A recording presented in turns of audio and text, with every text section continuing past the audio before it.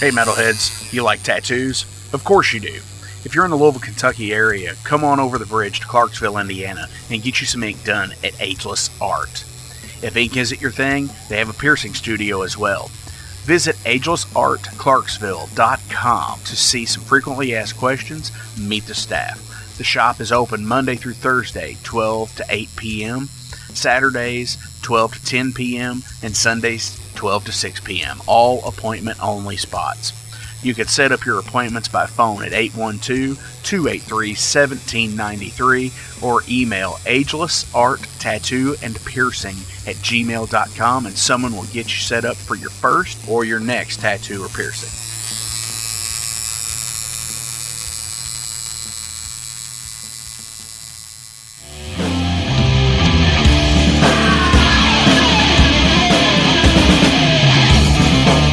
Hey metalheads, after going to a rager, what's your ultimate go-to? Mine is totally pizza.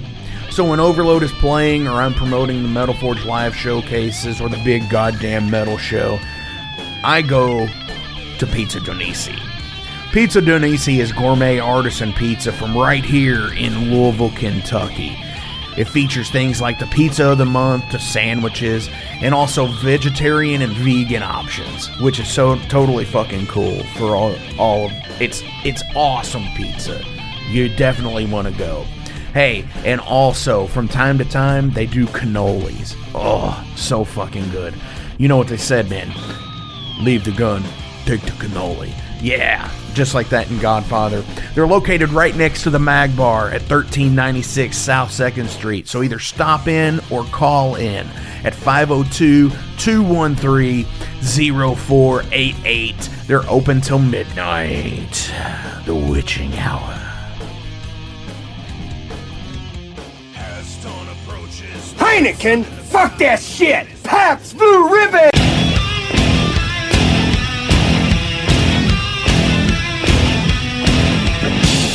Hey metalheads, you all hear me talk about Mag Bar all the time. It is the home to the Metal Forge live showcases and is an integral stop in the ultimate underground metal tour schedule. They obviously feature live music, but the Mag Bar also has daily specials like Pint and Slice Night on Tuesdays with Pizza DoNisi. But they also do Bring Your Own Vinyl on Thursdays with DJ Kent Jackson, and Finer Things Sundays. Located right next to Pizza DoNisi at 1398 South 2nd Street, open 3 p.m. to 4 a.m. 7 days a week. Get your asses out to the Mag Bar. Rock out.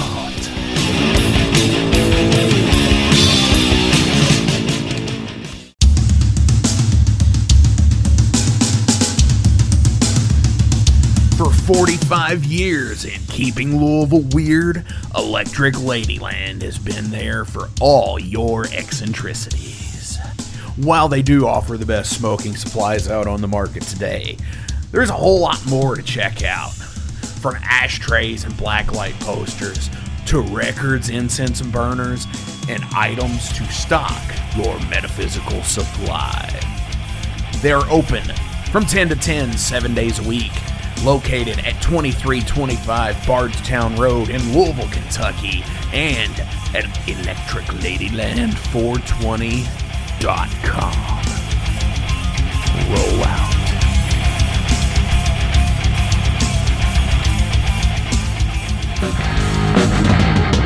In a broken wasteland, come to my fire and place your blood and steel upon my pyre. Oh, this is the Metal Forge. This is the Metal Forge. This is the Metal Forge. This is the Metal Forge.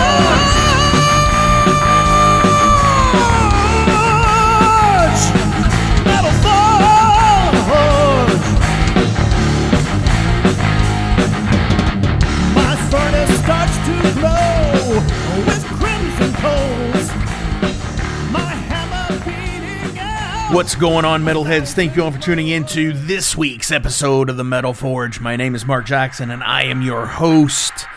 Holy shit, we have a kick-ass band from Indiana here on the Metal Forge this week, and it is Mr. Jason Schultz from Idle Throne, who is also in Wraith, and super fucking awesomeness. And speaking of Jason's, Jason Gardner is here with us this week from the heavy metal wasteland Alehorn and Temptations Wings. Jason, what's up, man? Not much, man. Just popping in, see what's going on. Glad to be on the monologue for this week. Yeah, like, so here we are. It's the, it's the first full week of March. Back earlier, on the 1st, Ice Howl did their debut re-lineup show. We'll talk about that here in a minute. But it turned really fucking cold here last week, and then all of a sudden, it was just like it was in the 60s, and then it was raining, and then fucking snowing. And it was kind of a weird thing. Hey, keep on your toes. No shit. The shit's setting in, I guess. I think we're doing good. I think a lot of people are wanting to get out and go to shows. Right. Yeah, I think we're on an upswing of cool shit that's at the beginning of the season. Yeah. Well, like I was telling someone today, talking about I'm kind of like consulting on a festival for next year. Don't want to say anything yet. Sure. It's not finalized, but I was telling them the time of year to do a festival, if it's not fall, is early spring or late winter, if you want to say, because there's 3 reasons. It's warm out, or it's warmer out. Snow's probably not going to cancel anything, because it's probably not going to happen. And really, to be honest with you, there's no football going on, which is, believe it or not, a lot of people would rather just sit inside and watch a game, especially the nighttime games, than come out to shows. So when you don't have anything competing with you, as far as like that goes, people do go out because they're bored. There's really nothing on TV, like live sports-wise, that you really don't want to miss. Unless you're just really into watching cars go around in a loop, turning left 250 times. There's baseball and shit, though. Yeah, but like baseball, you don't have to watch every single game because there's like 100-something games. True. Like when you have a sport like football where it's like 17 games and they all mean something, you kind of like don't want to miss one in case it's like something historic like that. The Dolphins beat a team like 70-something to like 3 or something like that. Right. Well, I think with that too is it's also regional based, because see, here in like the Louisville area, it's more or less, we're like a basketball town. Right. So we're a college sports town because we have no pro teams here. So, there's that aspect of things too. So like March is completely fucking out. March Madness, yeah. Yeah. Like you do good to fucking do anything in March because of that.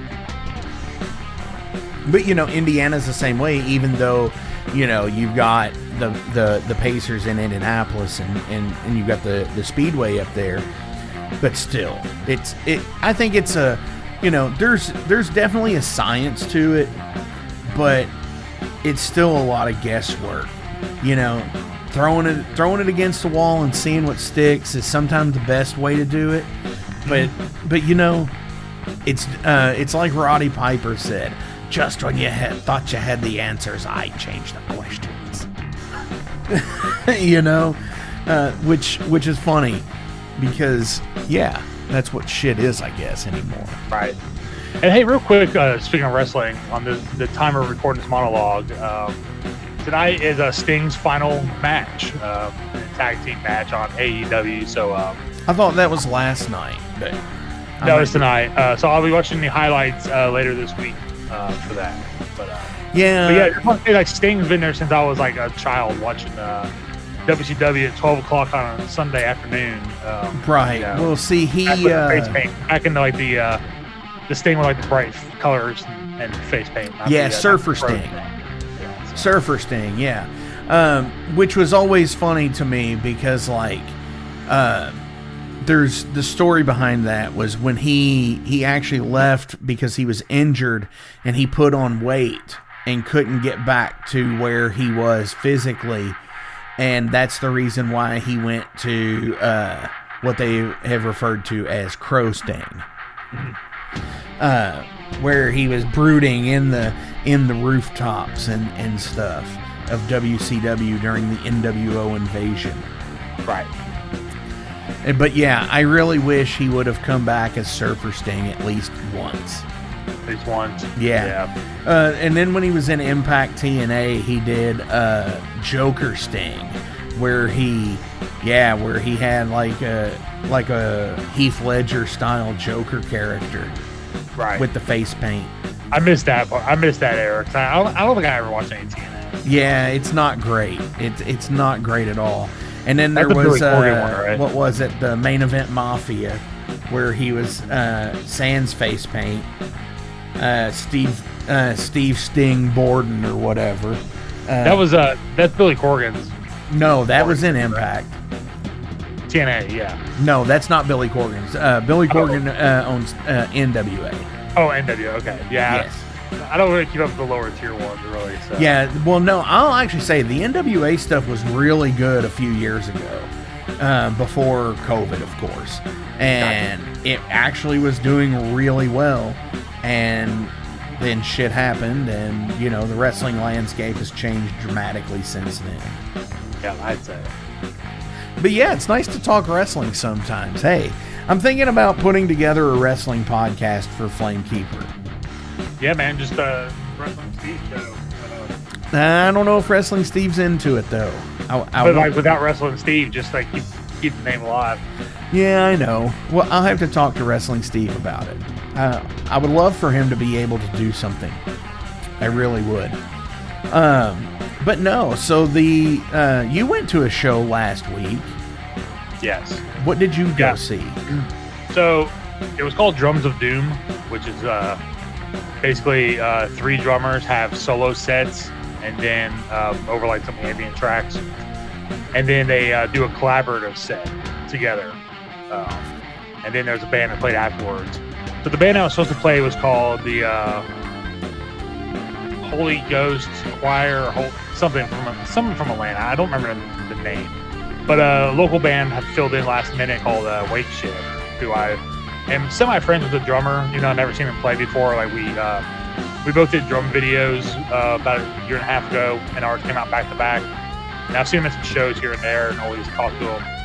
But his band plays. I thought I could check them out with their new bass player, and it was fun. I got there kind of late, so I missed most of the drumming portion, which was the solo stuff. So I caught so it was let's see, the drummer from Basque, whose name eludes me right now, Scott Middleton. And then there was another drummer, I had no idea. I don't even know if they're from here or not. And then there was a friend of the show, Elanti, did a set also.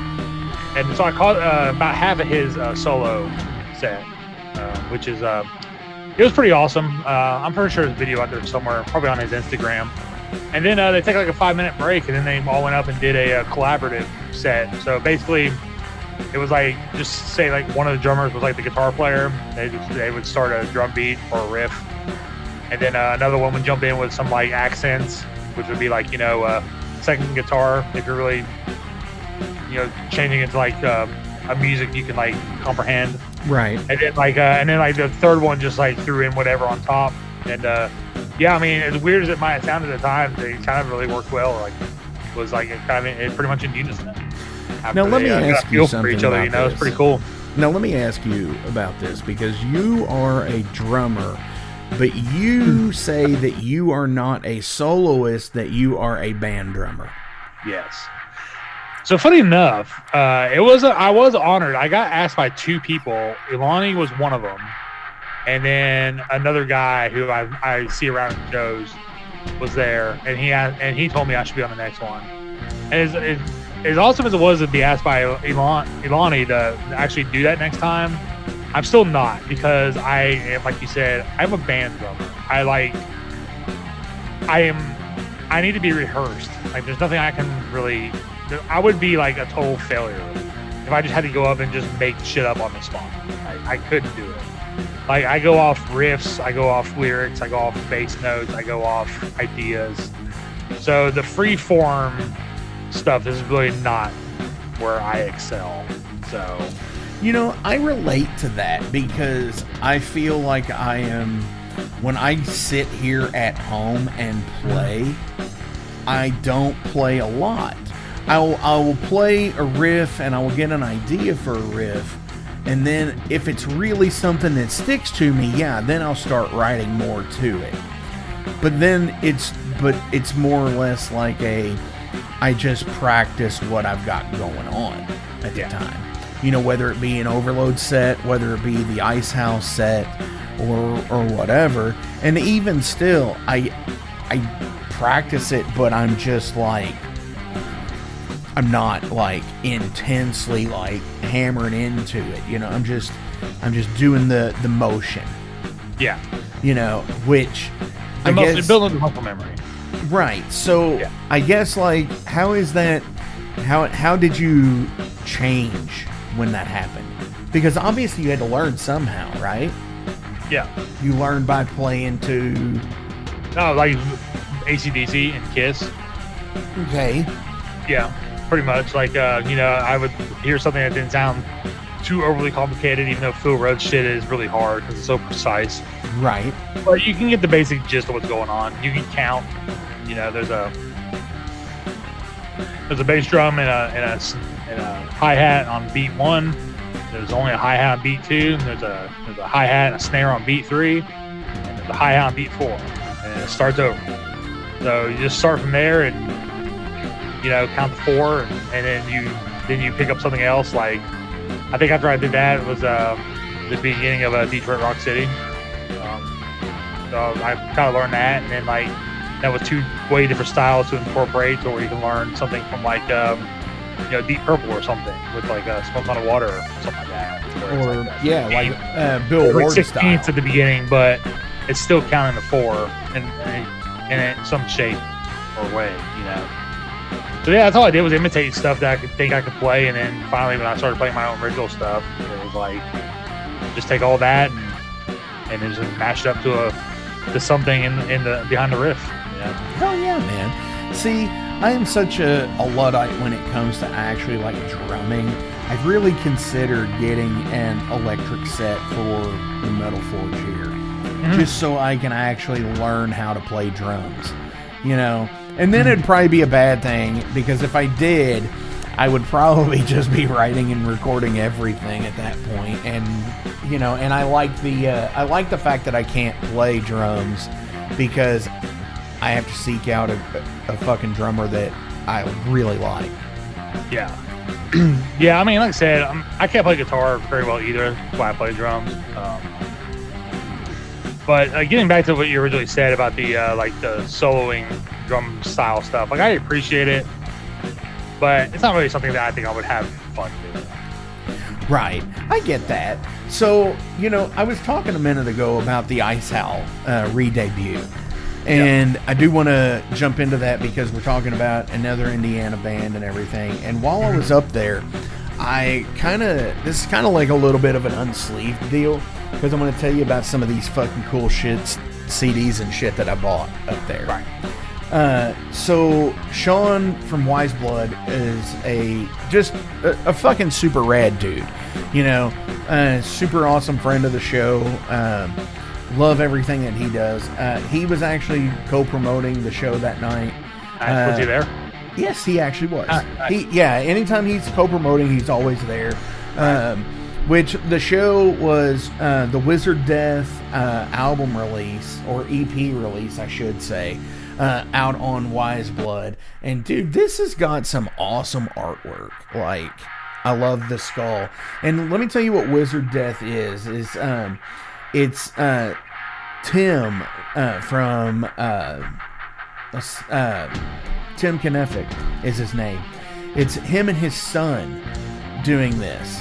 And it's like his band, and they just did this thing of where he's singing with his son on stage and shit. And it's awesome. It's like 3 songs. And then there's the demo versions. But dude, it's such a cool thing. It's Wizard Death, I Am the Night, so check it out. And that was actually put out on vinyl by Wise Blood as well, so cool shit. I also got the Faster Than the Fucking Devil 2, or Faster Than the Devil. I think it was Faster Than the Fucking Devil the first time, maybe. I don't know. But I got that one, which obviously has Vicious Blade, Blasted Heath, Bastard Cross, and why can't I read that? Gauntlet. Why didn't I? Yeah. So that's pretty cool shit. I picked up the Beastmaker Eye of the Storm when I was up there, which is an EP, fucking totally cool, which goes really well with the Lucis Knight Beastmaker that I picked up at Indie CD and vinyl. Nice. So yeah, along with that, I got a couple other things, but you'll have to wait for the Unsleeved to see those. But yeah, I got a few things for my next Unsleeved also. Once the last one comes in, I'll do my episode. So hell yeah. Yeah, me as well. But dude, like, such an awesome show. It's the Wizard Death EP release with Ice Howl, Cursed Blade, and Throne of Iron. Poor fucking Tucker, man, had to do double duty on guitar, playing with Ice Howl and Throne of Iron that night. He was beat. Back. No, they were not back to back, but dude, he is so intense live that, like, he really puts 1,000% in. Right. Like, completely fucking, like, consummate fucking professional, super fucking rad. I'm so stoked and ecstatic that I get to share a stage with Tucker and Jason and J-Ron and Kyle, because fucking that show was fucking awesome. Yeah, it was fun. It was one video I saw. Yeah, it was super fun. I'm really jonesing. I can't wait for Legions now in Chicago. But yeah, man. So fucking super fucking rad time. It was definitely fun to get on stage and just kind of just play bass and not have to worry about doing the vocals. And yeah, I was gonna ask you, like, how was it not having to, like, program everything and just, like, show up versus, like, running everything? Dude, like, honestly, like, was it like a night off almost? No, because it's still intense. Yeah. You know, it's still, like, I was sore afterwards. I was flat the fuck out, like, sore as shit the next day. Like, I spent a lot of the day in bed, you know, that I was just, like, had such a fucking hangover from it. Right. And I mean, yeah, I had a 2-hour drive home after the show. So, I mean, that doesn't help either. And then you got to stay up because you're still wired. And, yeah. But anyway, no, like, it kind of was like a night off, but it's still intense. But, like, it's a different animal than Overload. So, yeah. I mean, I've got this little tiny Fender 40-watt amp, okay? Weighs 18 pounds. And I was blown the fuck away with the way the bass sounded that night with that little amp. And you, like, it was like, holy shit. Because I've got an audio recording of the entire show. And I was like, holy hell, this sounds really fucking good through front of house. It's like, damn. But I was blown the fuck away. Oh man, yeah, it's awesome. Yeah. Yeah, the venue I went to for the Drums of Doom was the newest venue in town. So I was glad to finally get up there and check it out. It was nice. It's pretty big. I mean, a lot bigger than I thought it'd be. So I don't know if Ryan's little bare face is gonna cut it or not, because he just runs like a little. It's just like a little personal amp, and then he's all pedal now. He doesn't have an amp head anymore. Right. So I'm wondering how that's going to go through, if they run in front of the house, or we have to bring the fridge for the bigger venue. Nah, it'll work. Yeah, it'll work. Yeah, like, you know, like when Obi-Wan tells Luke, he's more machine than man now, and I feel Ryan's more pedal than a bassist now. So. Oh, come on. You can't do that. Well, it's funny because Ryan and Chad are downsizing, And then Micah today just picked up a big, huge 412 Friedman cabinet. The thing is fucking like 33% bigger than his Marshall. So like when one just downsizes, the other one just takes its place. Cracking me up. We just can't go totally digital, man. We're just half analog, man. We're always gonna be that way. We're like a and there's cyborg. Nothing wrong with that. That's the whole thing. I mean, we're like a cyborg band. Some of us are all machine, but some of us, like myself, I have no machine parts. It's all analog, man. So, yeah. Dude, I get it, and honestly, it's a to each his own band thing, and you got to do with what works. And hey, if it works, it works. It's like I look at it as like if you're playing backline or anything, because it's the same way, and to a degree, right? But anyways, like I said, let's go ahead and get into some Idle Throne here. This is from the Sibylian Age. This is White Wolf.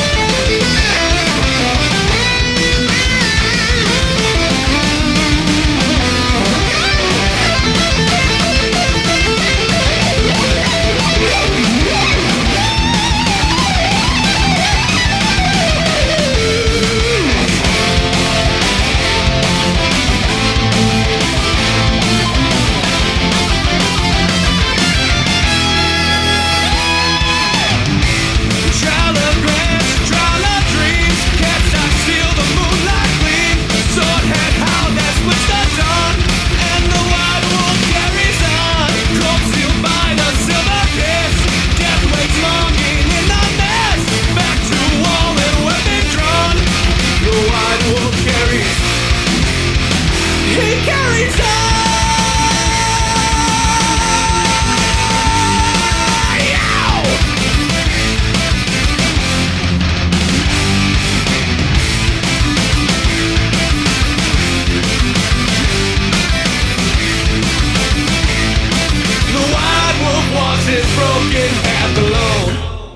All right, metalheads, we are being joined here this week with Jason Schultz from Idle Throne and another band that we'll bring up, Wraith, who's been on the show before, that we're going to continue to have on the show again. I just had my Graham Norton moment. Welcome back.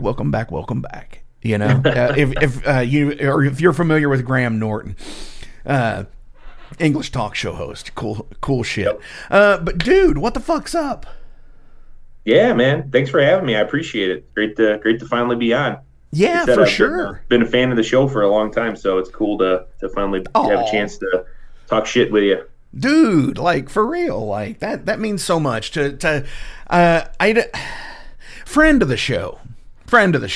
That whole fan thing is kind of weird. I'm not used to having somebody say, "Hey, I'm a fan of the show." What? No, you're a friend of the show. Yeah. Come on, everybody's a friend of the Metal Forge.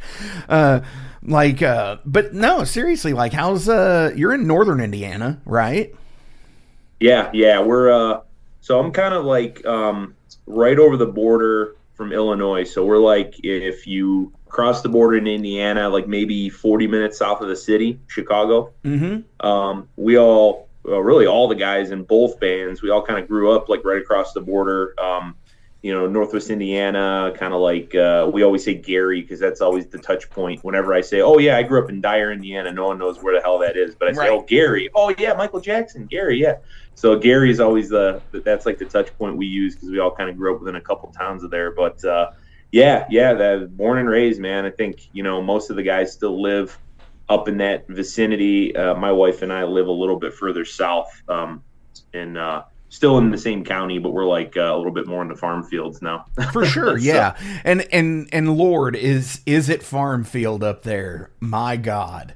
Oh yeah, that part of Indiana, and it's weird when you travel from like Chicago going across towards Ohio up northern Indiana like that. How just weird it's just like it's like another country to me being in southern Indiana. Yeah, you know, and I mean it's literally like 220 miles away, and it's like not a lot, but it is. Well, it's like another country. Yeah. Well, that's like the thing for us. Like, there's a few like big thoroughfares where we usually will have to, if we're traveling for shows or even just traveling around, right? You either jumping on 8094 or you're jumping on I-65. And it's always interesting leaving the area, because it's like Chicago, Northwest Indiana, where I'm from, is kind of an industrial area. It was like the steel mills and all this stuff was kind of the big boom up here. Then it's nothing until Indianapolis or really Lafayette, right? Then it's nothing. Then you get to Indy, it's a city. Then it's nothing. And then you get back down to where you're at. Louisville and everything else, like that's pretty much it. It's just farm field, a city, farm field, a city every 2 hours, pretty much Indiana. And cool. No, you're absolutely right that it is. It's like cluster nothing. You might have little blips, like Columbus is a blip, Columbus, Edinburgh, which takes you over towards like the Brown County theater and stuff, like Nashville, Indiana type stuff. Mm-hmm. And then you have the blip of Seymour, only because of Donnie Cougar. Oh yeah. And then it's Johnny Mellencamp Way or whatever.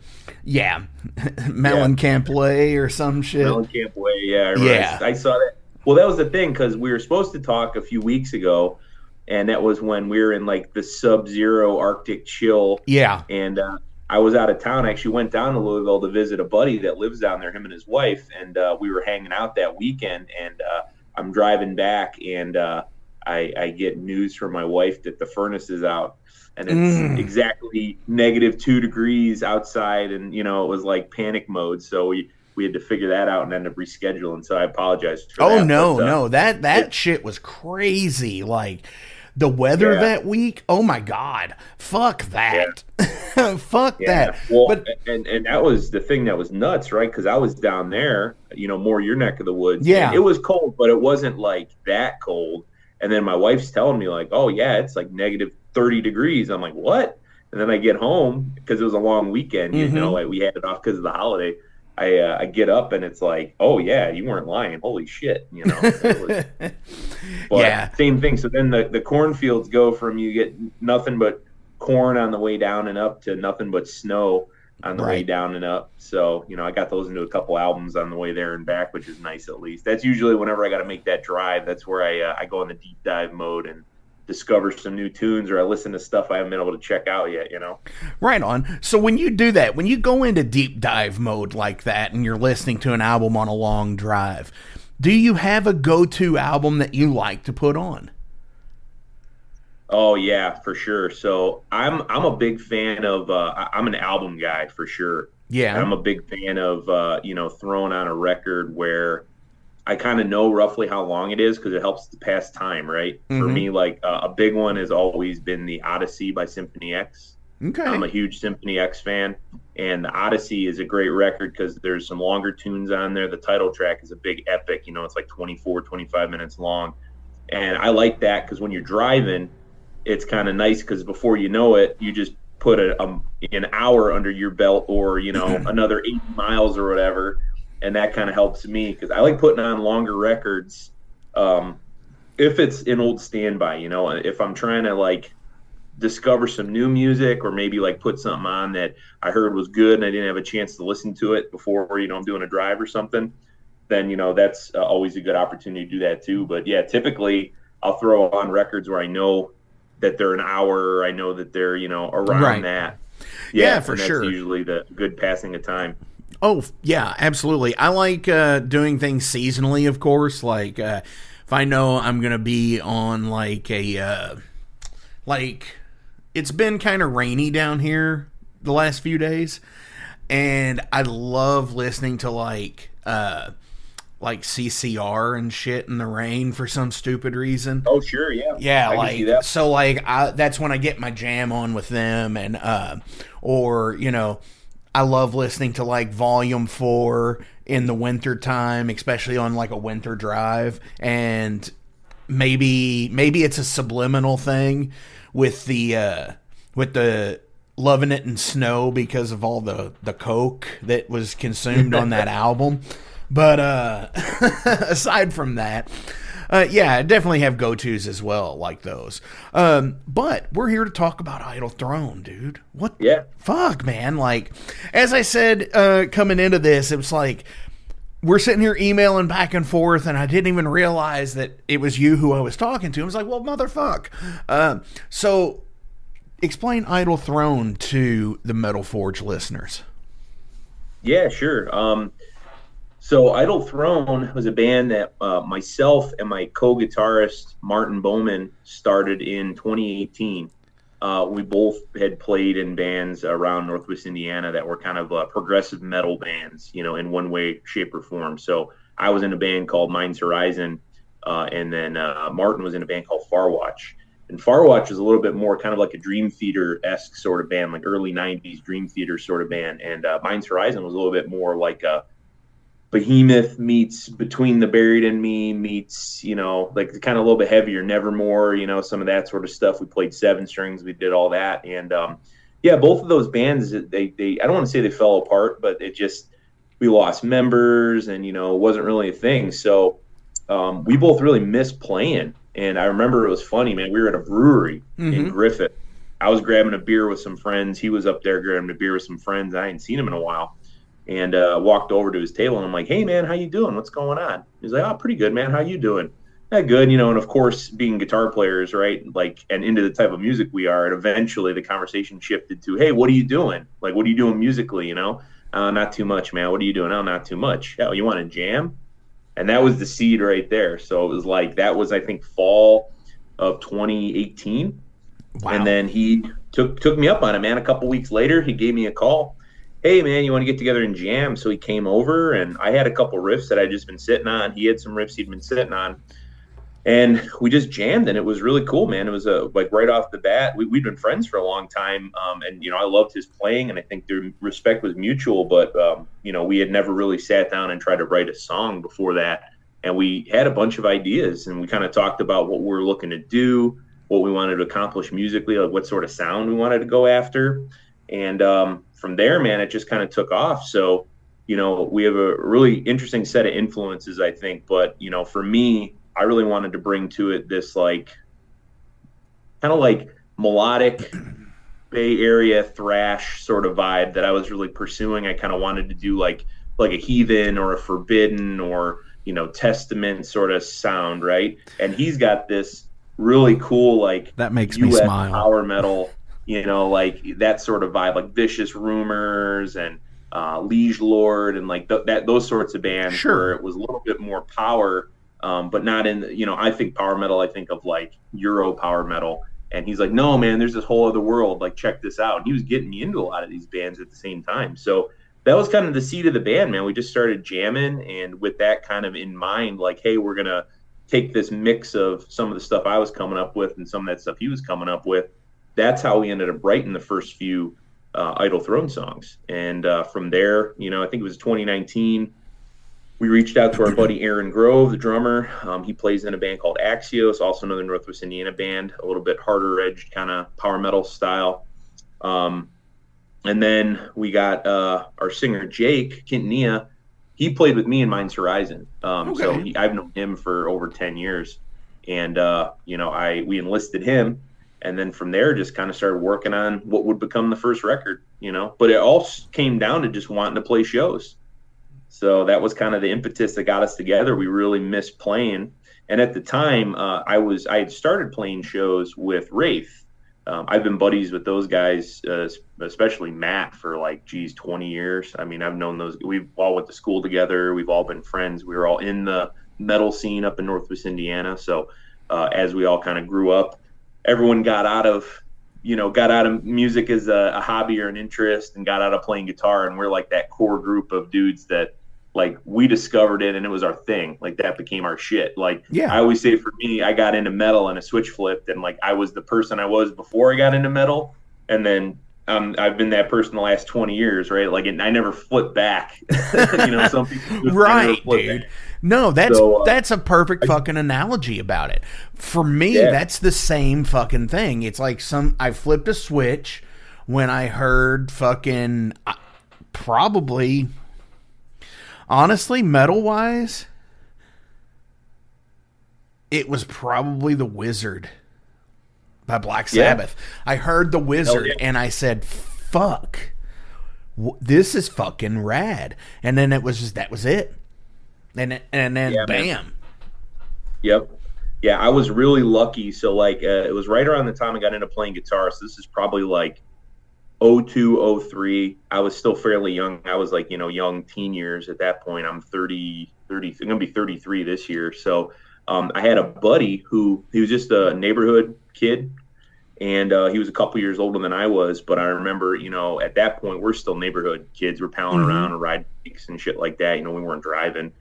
And I remember I'd go past his house, and he was in his garage, and he had a Jackson Dinky with the pointy headstock. Nice. He had a crate combo, 212 combo, and he had a little CD player, and he would stand in his garage, and he would just play along the Megadeth records and Testament and Metallica, and just, was playing riffs, and he started playing lead guitar, and, he could do some cool shit. And I just remember being so enamored at first with just the look, because he'd be standing there, he'd have black jeans on, he'd have a Metallica shirt, like a Kill 'Em All shirt or something, and he'd have this pointy ass guitar playing along.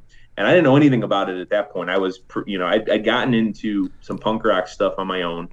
I still was listening to a lot of my parents' music, but he was really his name was Kevin. He was really almost kind of like the metal mentor. I started palling around with him and hanging out and asking questions what's that, man? What's this? What's that? Sure. And it just so happened his family, he had a older brother named Ed, and Ed had the craziest fucking CD record collection ever.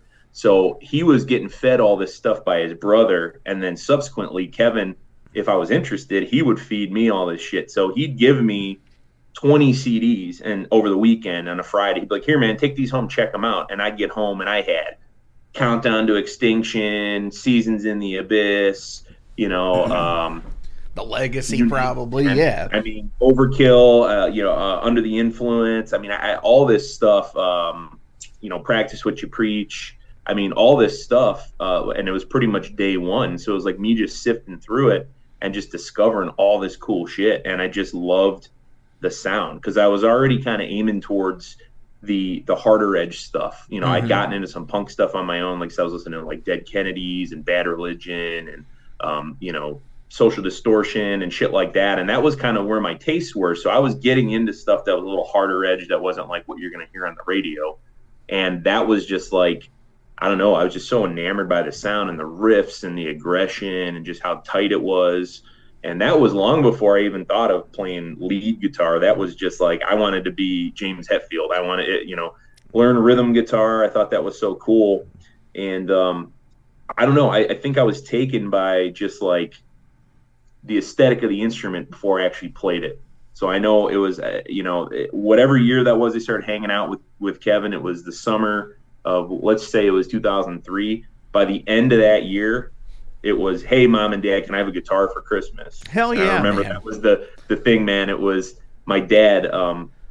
He was funny at the time. He's like, oh yeah, this will just be like the skateboard. This will just be like this. You're going to, play it for 2 weeks and it's going to sit in the closet and collect dust. And then here we go. I got fucking I got more over there, more over there, more in the basement. So of course. It's definitely a thing, It's definitely an addictive culture. Guitars are.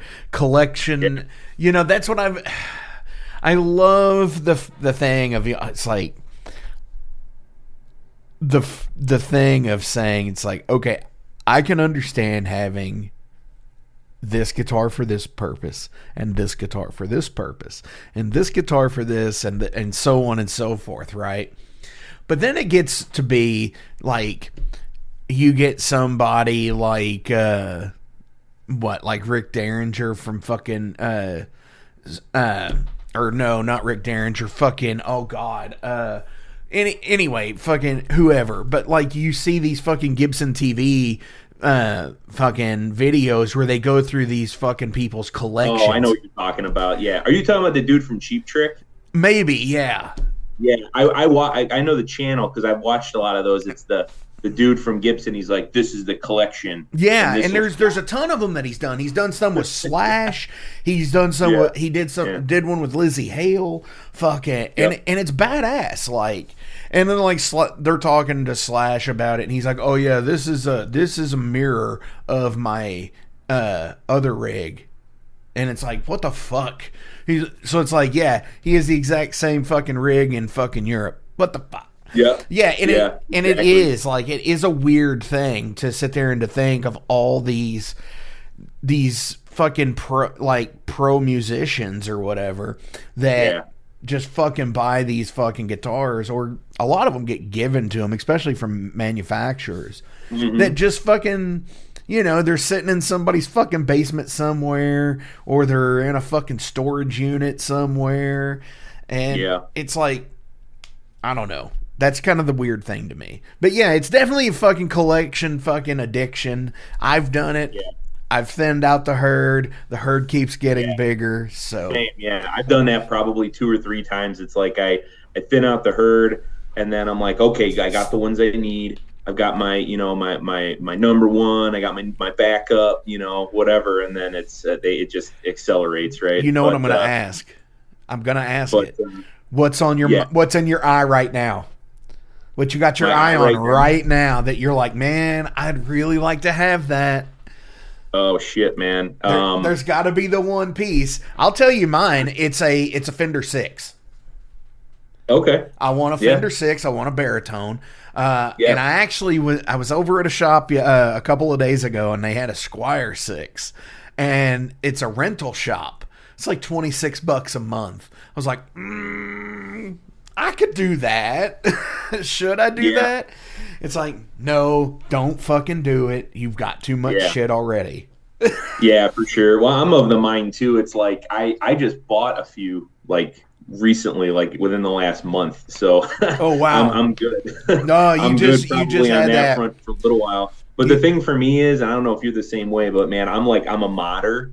So like Yes. I don't ever just get a guitar and like, oh cool, this is like the factory spec and this is it. Like I always get stuff and I have a preference. Like I'll put my own, like I put locking tuners on everything. Sure. If it's got a Floyd, I'll put different hardware on it. I'm a DiMarzio guy, so I usually will swap stuff out. If it comes with like stock pickups that I don't like, I'll put DiMarzios in it. You know, I'm a big fan of those. So I'm constantly tweaking stuff. So whenever I get that itch and I got the gear acquisition syndrome and I'm itching, usually it's like, okay, look at one of the other guitars you have and put some parts into it, and then it'll be like you got a new guitar because it'll play, you know, play the way I want it to or whatever. So I always try to look back if I'm about to make a bad decision. Oh, for sure, yeah. You know, that's why I love secondhand shops like Music Go Rounds and places like that, because it's so easy to get a piece of gear inexpensively and just be able to fuck around and trash it if you need to, or mod it, and just to be that thing and say, yeah, what can I fucking make? What can we make with this? You know, I like a fucking $200 banger that I can throw some fucking DiMarzios or EMGs or whatever I want to fucking put in it. You know, it's almost like a blank slate. Yeah, and I love that, man. I'm a big fan of used guitars. Like I'm always on Reverb. I'm always on. Same. You know, I used to be. It was eBay was my thing for a while. Yep. I'd always look for deals or cool shit on there. You know, and try to get good deals. And you know, most of the time, if I'm getting stuff, I don't like flip stuff. You know, usually if I find something, it's something that I got my eye on that I really want. You know, I just got one. It's pretty cool the other day. I actually just got a message from the tech that it's done getting set up right now. I got another Jackson. It's super cool, man. It's like a candy apple red neck through maple fretboard. It's sick guitar. It's like the Gus G San Dimas, so it looks like a Strat, but it's a 24 fret Strat. Sure, it's sick, man. It's really cool. So I've had my eye on that one for a while, and I got a sweet deal on it around the turn of the year. So that'll be a fun one. I think I'm going to play that one with Idle Throne in Cleveland this upcoming Sunday. We're doing that the Shotgun Bowl with Olethea and some other bands out there, so that'll be fun. Hell but yeah. I'm gonna bring that one up there. But yeah, man, I don't know. I've always been a big fan of just the aesthetic of the guitar. So like I love playing guitar, I love writing music, obviously, but I just love having them around. And it's funny because like every guitar I have is a double cut. So like they're all Strats, right? They're all. I got Jacksons, ESP, Ibanez, you know, all these, you name it, but they're all the same shape. Like I don't have any V's, I don't have any Les Pauls. I just love like having them around, man. I love the look of them. I love the aesthetic. I love the curves. Like I don't know, there's just something about it. It just puts me at ease having a bunch of fucking guitars around I totally me. get that. I mean, I get that because, you know, I love the way the Spectre series looks. Like the Legend series on bass, I love the way that looks. I love the way Rickenbacker basses look. Yeah. You know, just that weird accentuated horn at the top and at the fucking bottom and everything. Not so much on their guitars. One of them I think looks like Pac-Man, but that's just me. But no, like I totally get that. It is a weird thing with the gear acquisition center. What is the strangest instrument mod you've done? Oh, strangest? Yeah. Oh man. I don't know if there's anything particularly weird I've done to any of these guitars. It's mainly just parts because I got preferences. Okay, I'm real picky.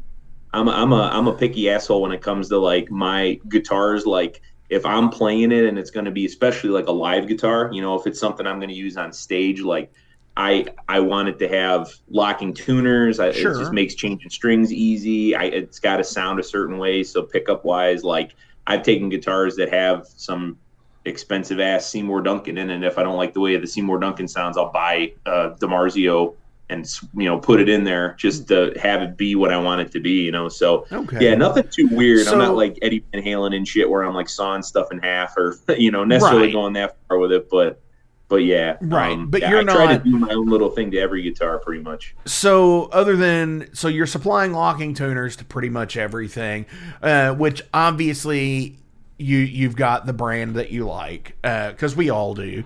And then now, like, are you also changing out bridges and stuff too, or are you trying to stick to that being the same, or unless, like you said, like a Floyd Rose, and then you'll take that out? Yeah, I'm learning to love the Floyd again. Because Sure. it was kind of like when I first started playing, I played a lot of Floyd equipped guitars, and they're such a pain in the ass back in the day before I really knew anything about them. And Sure. Early guitar player, like just had gotten into it. So interestingly enough, kind of tie it back into the story I was telling a little bit ago. So that Jackson that my buddy was playing in the garage, when we kind of befriended each other, I got my first guitar. It was a Squire Strat. Took to it right away. I started kind of teaching myself and getting into it. And then the following summer, he sold that Jackson to me. So I bought that Jackson. So the guitar that I was kind of like that sparked it off for me in terms of like, oh man, that's sick. I ended up owning, and it had a Floyd on it. And I remember it like it was cool, but it wasn't set up right, and I didn't know what the hell I was doing. So then it's like, oh, Floyds are a pain in the ass. Well, now here we are 20 years later, and like if you get a good one, Right. like they're great. I was running the Wraith set for the upcoming shows this weekend the other night, and I got a LTD with a real German 1984 Floyd. That thing stays perfect too. Right. You can do all sorts of stupid shit with it. You could lift it up upside down and That's do why dives and everything. And I it's used to perfect. have So, an S like, series Ibanez, Yeah. like an '85 made in Japan S series with Floyd, and it was insane. You could hang off the bar on it. Yep. I mean, seriously, it'd be like, Yeah.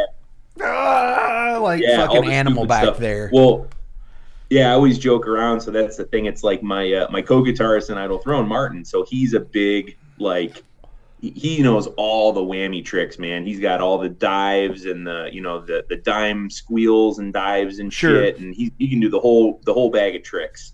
And I always joke because I know a few, but nowhere near the ones he does. And he was always the one trying to get me like, yeah, man, no, you got to get a guitar with a Floyd, like get one with a Floyd, use one with a Floyd, whatever. So one of the guitars that I have that I use in Idle Throne, it's a comparison, has a German, like a Schaller German Floyd, right? And it stays in great tune. But that was the one that really got me to trust them again. Sure. So now, we play the set. There's a few instances and solos and shit where I kind of wrote parts in where I'm using the bar a lot, which is cool. But he does all sorts of crazy stuff, and he's a stickler for it. So if it's a cheap ass bridge, he's the same way. He'll rip it out, put a good one in there. Like he's like, nah, I'm not messing with it. If it goes even a little bit out of tune, it's not for me. So he's the one that always I consult with him. Like, is this good? Is this bad? Is it, tell me. And Right. I'm like, yeah, man, when you want. And dude, that's rad to have, because if you don't have a gearhead in your band with you, you got to have one that you constantly back on, that you fall back on, that's somewhere, whether it's an old friend or whatever. And I have that guy too. It's like, hey man, what do you think of this? He actually was the one who helped me mod. My craziest mod was putting a hot rail in a lap steel guitar. Oh shit, With a coil tap.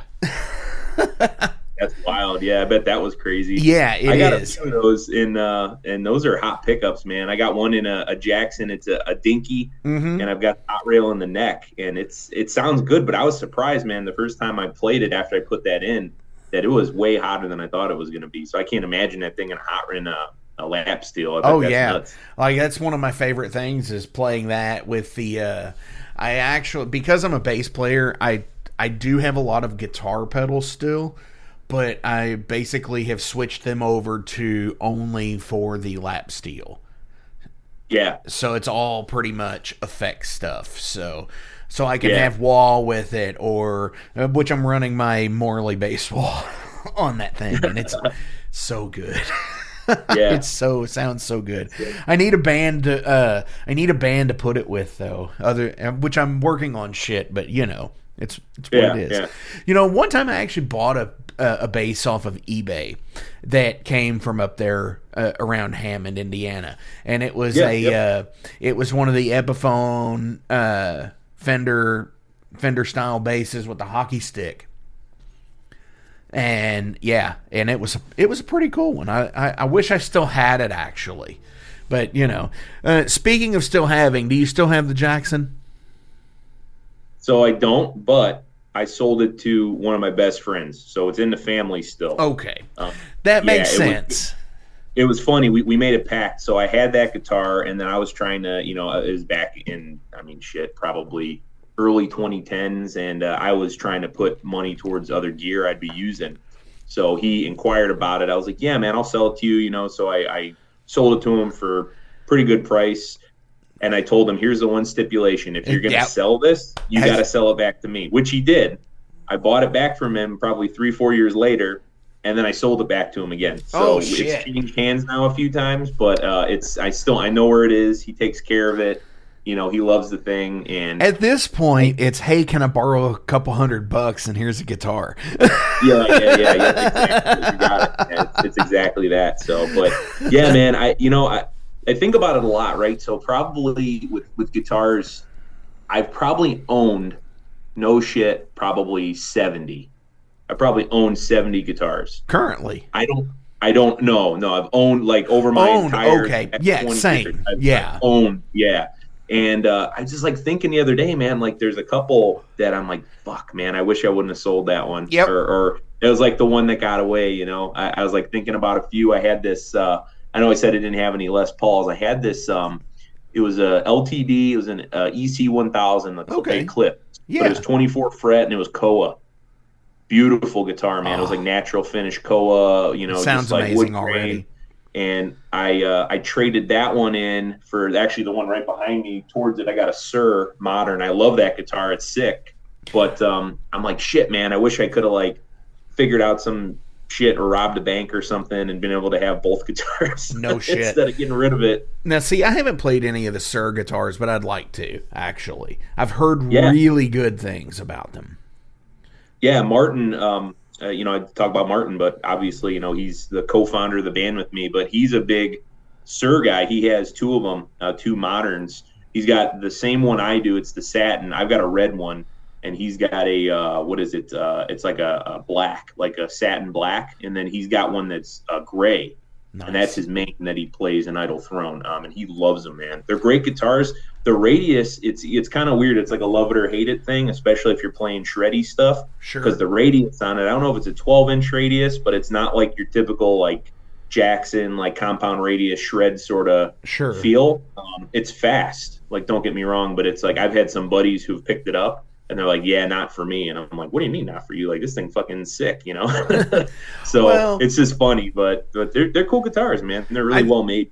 I think most people, most guitar players and bass players, they don't really put in the time on it to it's like you play through a couple of riffs or through a couple of licks and it's like, yeah, not for me.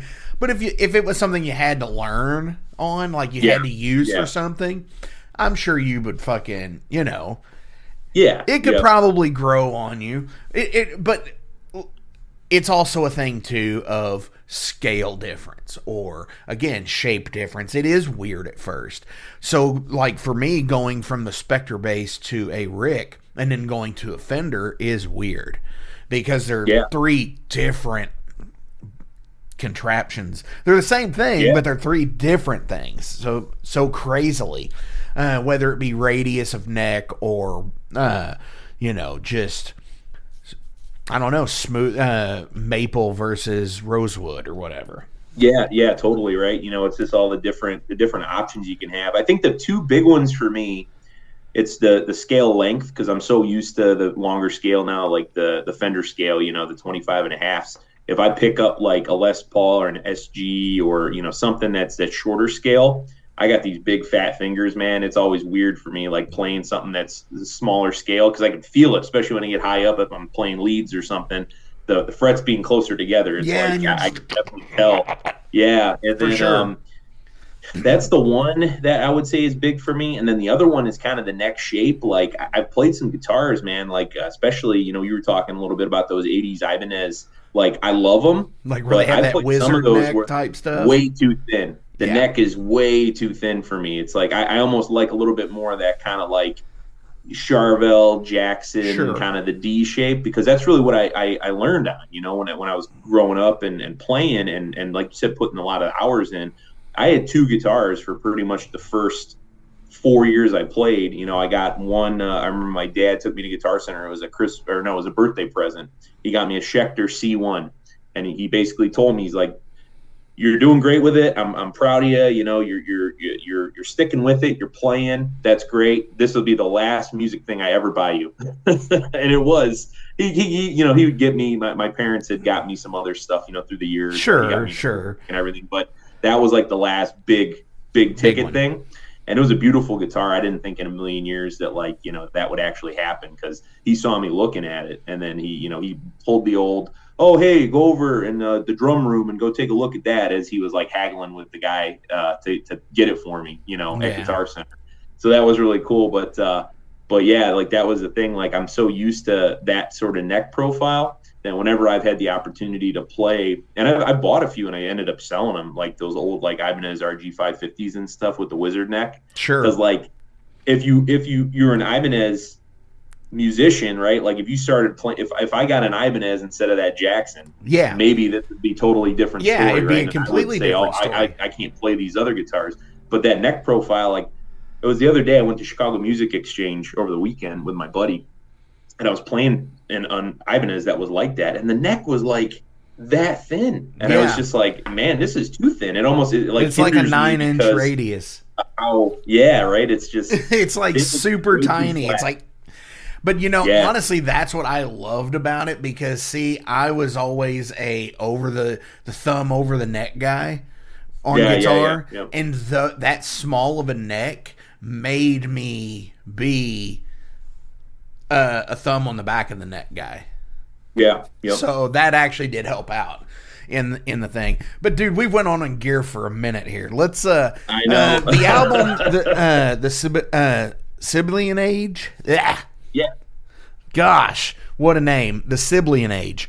2022. Dig it. It's fucking amazing. It's fucking, oh my God. Like, put it on and it's just like, fuck, man, this rips. I dig it. What do you got coming up, though? Because that's a couple of years old now. Yeah. So I got the final master for the new record 10 minutes before I jumped onto this. Nice. Hell yeah. So yeah, the new. So you're the gonna new record, you're gonna play one of these songs out, right? No. Yeah. So yeah, man. No, so the cool thing with Idle Throne, and this is what I love, man. Like all these dudes in the band, like we are all friends first, right? We've been friends forever. And as I said with Martin, like him and I have this really awesome chemistry. I think like Martin, he's the consummate musician. Like this dude, he's a great guitarist first and foremost, but musically and just melodically, all these ideas that he has are great. And him and I working together, we're kind of the yin and yang. I'm very much like, he's the classically trained musician. He's like this, phenomenal dude to play with.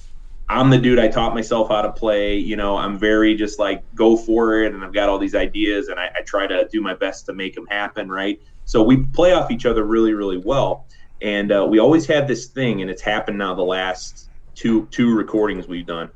We're in the mixing and mastering phase of the record, right? We were mixing Sibylian Age in, I guess it probably would have been early 2022, like end of 2021, early 2022 is when we finished it. We submitted it. It was getting mixed. We're doing all that. And while we're sitting there waiting for the mixes to come back so we can give our, our opinions and make tweaks and all that shit, we just start writing.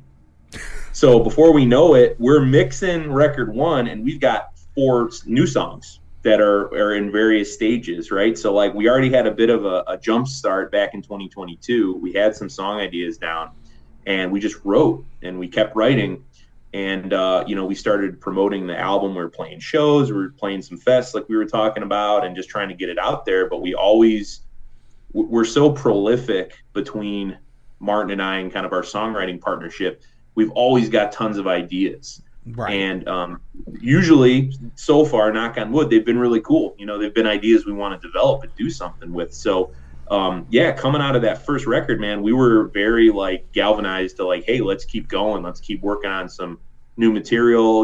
We have a better idea now of the sound of the band and the direction we want to head in. And that really helped us when we were kind of solidifying some of the stuff, and helped us point in the direction okay, we want to do a little bit more of this. We really liked how this song flowed on that record, so we want to move more in this direction, et cetera, et cetera. And before we knew it, we had pretty much another record, and we're okay, cool, that's a good position to be in. So we've got this record, and we're well on our way to the third record already in terms of songs and ideas and stuff. I mean, I couldn't tell you when that'll be a thing, but it's not one of those bands where we all sit there and we're looking at each other 2 years later going, okay, so what do you got? Right. There's always shit, There's always shit coming out for sure. List.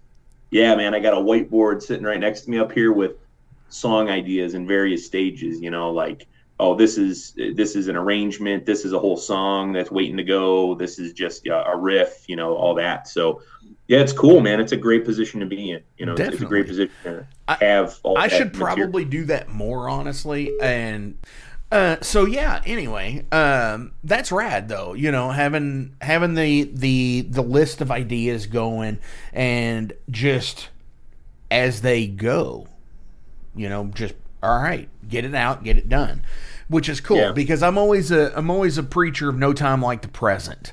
Don't just talk about it, be about it. Fucking do it. Don't just sit there and say you're going to do it. Fucking put pen to paper, as it were. Do it. Yeah. And the thing about it was with,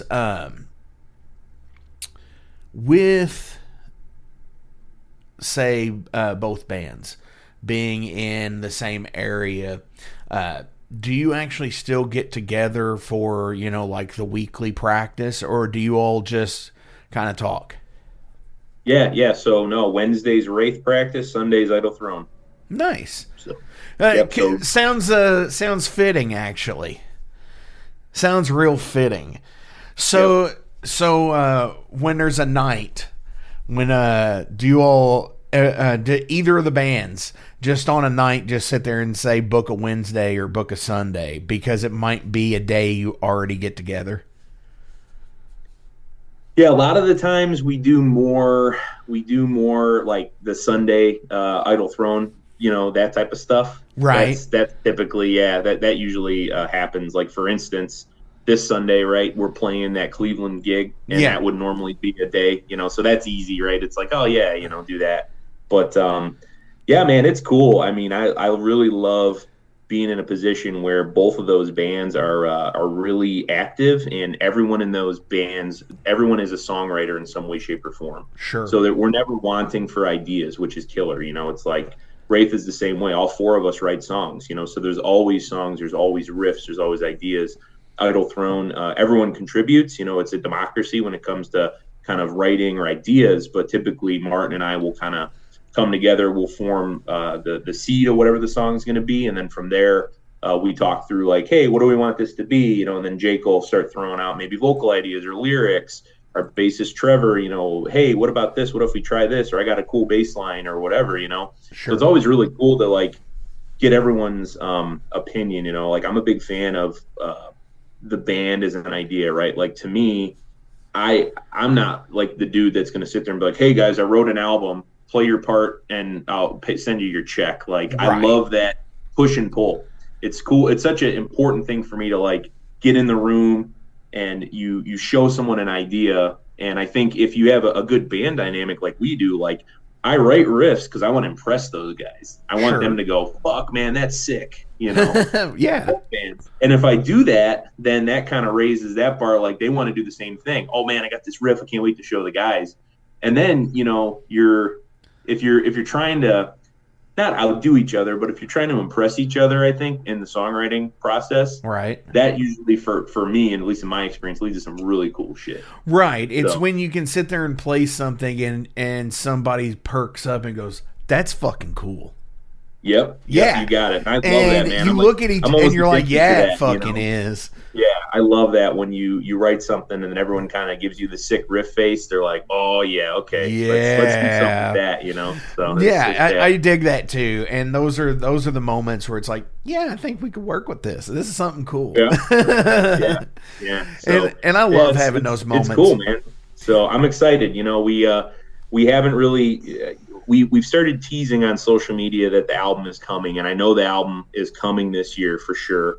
Right now, if I had to guess, I'm going to say probably May is what we're aiming towards.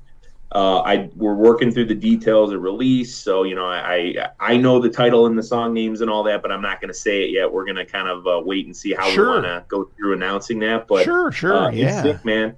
I think that this record, I'm super proud of Sibylline. I think that was one of my musical kind of milestones of anything I've been involved in yet. I'm really proud of the playing on that record, the songwriting. It just really was a big one for me personally. I think this one blows it out of the water. Wow, I'm excited to hear it. But the songs, and that's the production, the arrangement. I mean, it's cool, man. I think we wanted to push it a little bit, and I think we did. And I'm really proud of not only my contribution to the record, but just hearing everyone's performances, man. Everyone took it to the next level, so I'm really stoked about it. And I can't wait to show people. That's what sucks, right? When you finished a record and now you're like, okay, well, wait 6 months to show everybody, and that's the part I hate. I love writing the songs, I love recording them, I love after it's out talking about it, and I've sat on artwork for a year. Yeah, right. Right now. This January, I've sat on artwork for a year, and I've been sitting on the one song, since August, because we're waiting on the wheels of music turn slow, people. So when you're really quick on this, so obviously with Wraith on Redefining Darkness and Stormspell for Idle Throne, do you ever just sit there and you're like, have to stop and say, wait a second, who am I dealing with here at this present time? Do you have to do any of that? You know what? Surprisingly, man, no. I'm pretty good at compartmentalizing them. For me, nice. It's interesting, but it's like, I don't know. I can't speak for anyone else that maybe does the multiple bands thing, but it's like for me, I'm able to really be in Idle Throne mode and then really be in Wraith mode. And it's weird because it's like right now I'm in. That's a thing. That's a thing right now. Every show right now, it's Wraith mode. You're in fucking Wraith mode. It's funny because it's like the way, and the guys think I'm nuts. So I'm a big practicer too. I mean, I play guitar every day. I practice the sets and everything because I'm all about, I want it to be the best show possible for everybody. I'm super I want it to be tight. I want it to be good. I want to recreate the shit from the albums pretty much as close as we can. So my routine when we got shows coming up, and this week, so now Friday Wraith is playing Milwaukee, Saturday Wraith is playing Chicago, Sunday Idle Throne's playing Cleveland. So every night I'll sit and I run the Wraith set on my Wraith gear. I take a 10-minute break and then I run the Idle Throne set on my Idle Throne gear. Holy shit. So I'm playing guitar for 2 hours at night. That's I told you I'm a night owl. So I'm doing that. I'm working on solos. I'm working on riffs. I'm working on the flow. I'm getting the stamina up. So, I don't tire myself out playing an hour of fast thrash metal, trying to get all that shit down. But I don't know. It's cool for me, man. It's fun. I love kind of the challenge of having both things going on and trying to be at 110% for each of them. That's what drives me. I strive for perfection with both bands, with recording, with live performance. I want it to be as good as it possibly can. So that's always fun for me. And then a lot of that other stuff, on the, you talking band shit, we're talking merch, we're talking, if there's any label things that we're trying to do or that we're trying to figure out, make decisions on, what color's the vinyl going to be, those sorts of things. I don't know. It's all fun, and it's been good for me. Like I've been able to thus far make both work really well as far as scheduling around, each other. There really haven't been any conflicts or anything. I know when Wraith isn't going to be super active, so I try to make that Idle Throne time and vice versa. So works so far. Hopefully it keeps working. I love both bands. I mean, they're equally important to me. So for sure. No, absolutely. I absolutely love it, And honestly, I love probably one of my favorite releases that you've done is the Bastardizer split on the 10 inch. Yeah. I love that. The clear and black vinyl. Yeah. Yeah. I love that. That was and sick, it's man. a 10 That inch. was a lot of fun. It's one of only 2 that I own. yeah. And that was it was fun recording that too. I remember when we recorded that for the split, and just some of those solos were cool. I think it was I'm trying to remember which one it was. I don't think it was Speed Kills. Was it Death Strike?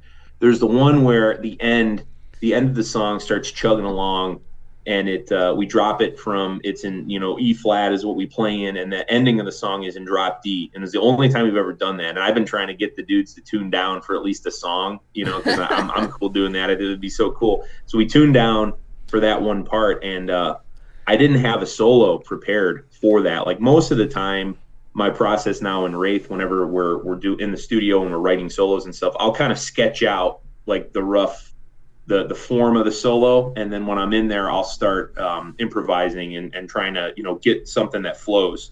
Whereas with Idle Throne, it's very much like I write the solos out, and I practice them, and I have them kind of set, because that's the type of band it is. It's very like more composed, where I try to have the Wraith shit be a little bit more of a reaction. I want it to be like a vibe when I do the solo. And it was funny, man, because that one solo is one of the craziest things I've ever put to tape. And we just came up with it on the spot in the studio, and I think I want to say it's I think Death some Strike. of those are the best though.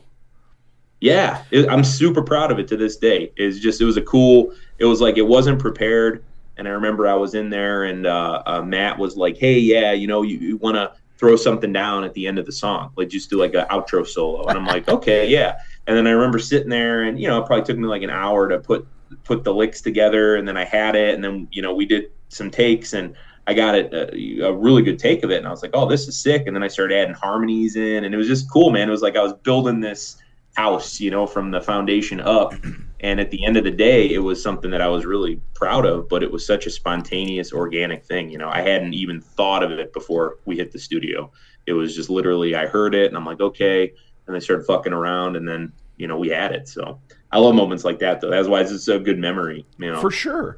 Absolutely. Yeah. And I dig stuff like that when it happens organically in a studio like that, where it's just like a click moment, and it's just like, okay, yeah. It's almost like the riff face we were talking about. It's like, oh, that's a good riff. That's fucking awesome. It's like, oh, shit, dude, you got some magic in that one. Like, don't, because, of course, the way we are too, right? You always think, oh no, man, I can do it better. Nope, I can do it better. But like, that's the thing. Some of these, they have a vibe to them. Sure.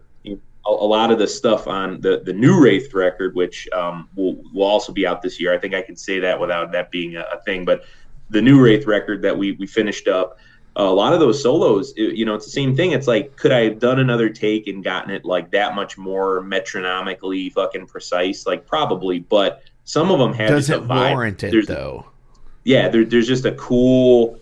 There, even if there's a little bit of a rub or there's a little bit of noise or whatever, like it's cool. And what kind of sold me on it is I was watching some YouTube shit, and a lot of these dudes, they'll go back, engineers and stuff on their channels, they'll go back and they'll ISO like an Alex Skolnick solo or a Marty Friedman solo from like the late 80s, early 90s. Right. And like there's all sorts of shit in there. Yeah. String noise, a botched bend, like things you don't hear because those solos are so iconic.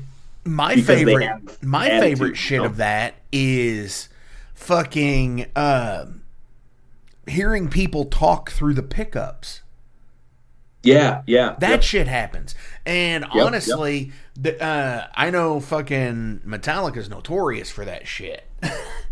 fucking background talking and shit in their albums.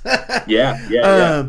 But that's what I was gonna sit there and say is one of my favorite like studio fuck ups that made the album was We Are the Road Crew with Motorhead. Fast Eddie Clarke falls down and trips over the amp as he's playing the solo in that song. And if you listen for like 12 seconds is like nothing but feedback. Yeah. And it's like, what the fuck is going on? But it made sense. It was perfect. And that's why I love that shit. Yeah, totally, man. It's got attitude, it's got a vibe, and I don't know. I think that's cool. There's something to be said for it. Like, I'm always the dude, I struggle against my greater nature is to like, no, got to be cleaner. It's got to be tighter. It's got to be perfect, whatever. And like, I think you can have that, but you can still have those little things that give it personality, and it give it a vibe. And that's the type of shit I think we're chasing, right? Because that's your identity. That's what makes you, or me, right? So it's like, that's the type of stuff where you don't want to like run away from that if it happens, or you get some cool little if you have an offhanded way of playing, thing. Yeah, if you have an offhanded way of playing that is your style of playing, it's just like for anybody else, like Slash, for example. Slash when you hear Slash. Mm-hmm. It's what makes Slash, or Robbie Krieger or Mark Knopfler because of the way they play without a pick and shit like that and finger pick. And and I'd be hard pressed to say that like if you didn't fucking if I couldn't cue up a track right now of just somebody's ISO guitar, that you probably could tell me who it was. Mm-hmm. Just based on their sound, whether it be somebody like a James Hetfield or a Slash or whoever. But yeah, so that's the fun part of music. Being a creator like that, being an artist, that to me, that's the fun part. I totally agree. Being that's the human quality of it, which I completely dig. But we're going to switch to some derailed questions here. So these are all about you as a person. 5 random questions. Ooh, what can we go with? First one's going to be just a real simple one. I haven't done one of these in a long time. What's your lucky number? Lucky number? Fuck. You know what? I'll go with 19. The reason I'll do that, so my wife and I, she's a huge Stephen King fan, and that number 19 comes up in a lot of the Stephen King books, like the Dark Tower series and all that stuff. And it was weird, man. Like, she got me into that series. I read it probably like in the early 2010s. She got me all the books and stuff. This is when we were still dating. It was before we were married. But started seeing 19 popping up all over, man. Had some weird like anniversaries on 19, and there's some other weird shit that came up on that. So it was weird because like one of the whole things of like the Dark Tower series, if you read it, a lot of it's about like the wheel and kind of like this wheel of fate and recurring shit and all this stuff. And it was wild, right? So I don't know. I don't have a particular favorite number, but that one always comes up because it's kind of a special thing between the two of us too. So I'd go with 19. Fuck yeah, man. I could totally get behind that too. And yeah, it's weird when you notice a trend like that. It's like, wait a minute, what is this the universe trying to tell me something? Mm-hmm. Exactly. Yeah. What is the most disgusting thing you've ever had in your mouth? Oh, Jesus. Disgusting thing I've ever had in my mouth.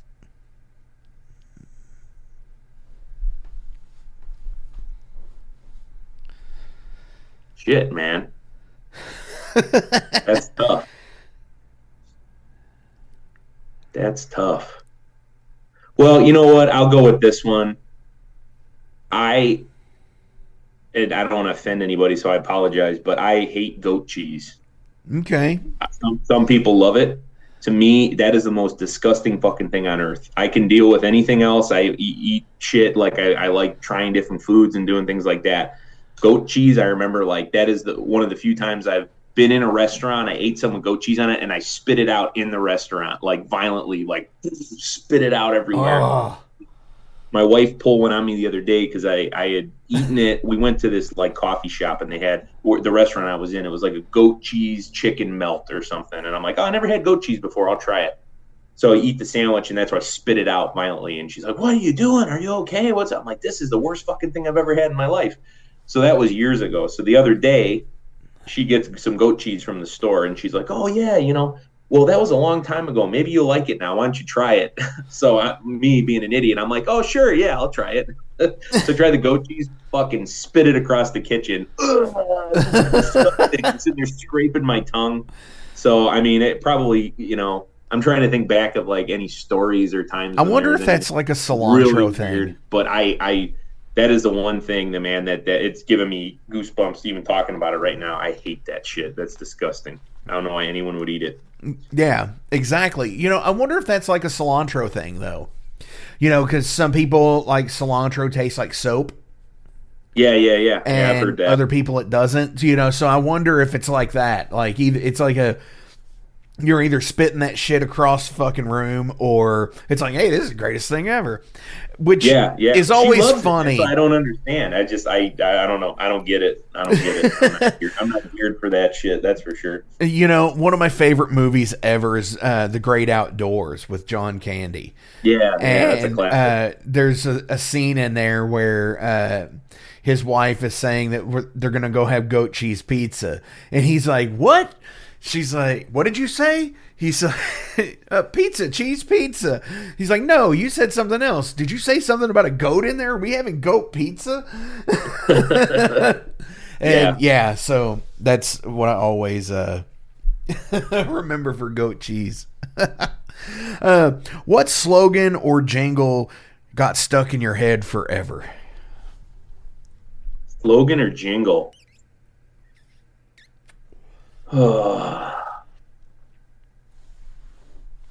Damn, that's tough, man.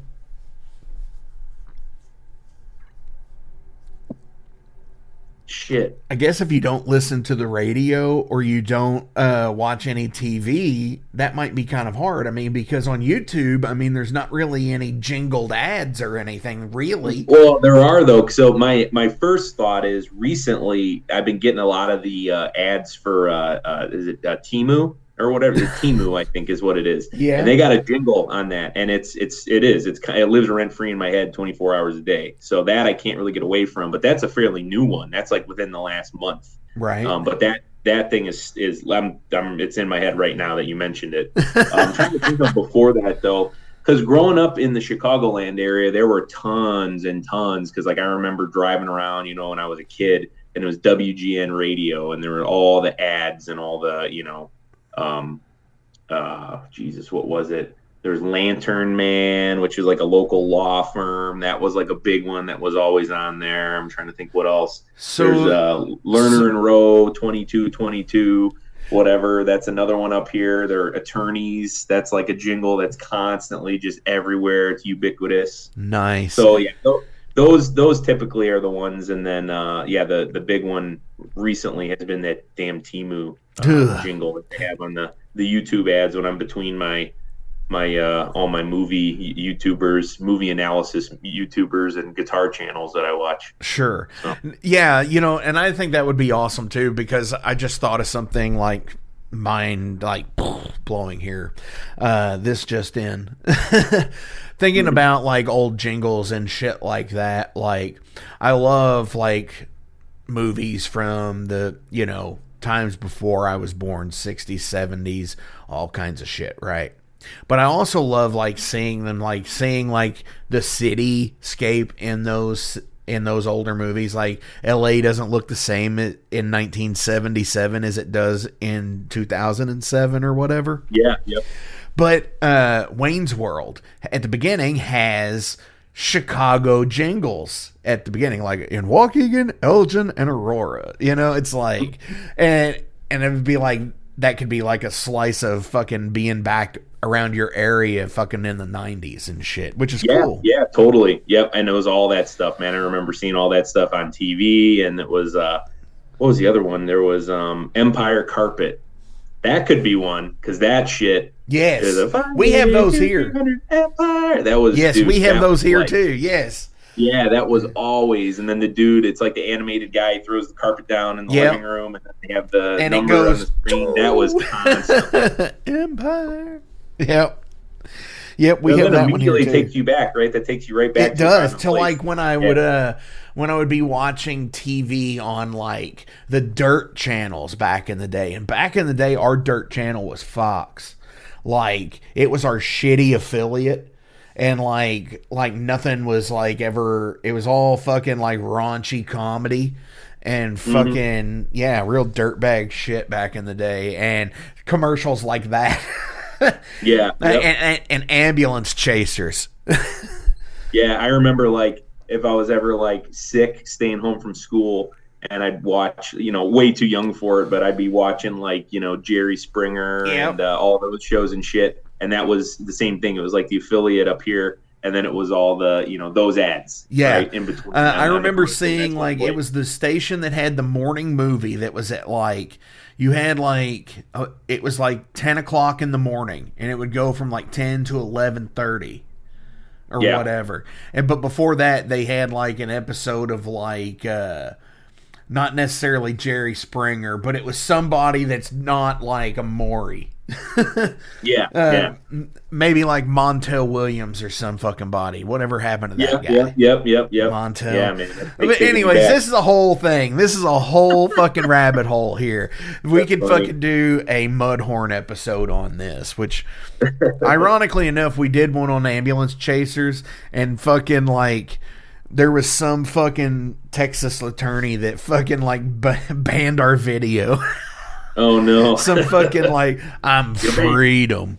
What would you wear to a red carpet event? Red carpet event.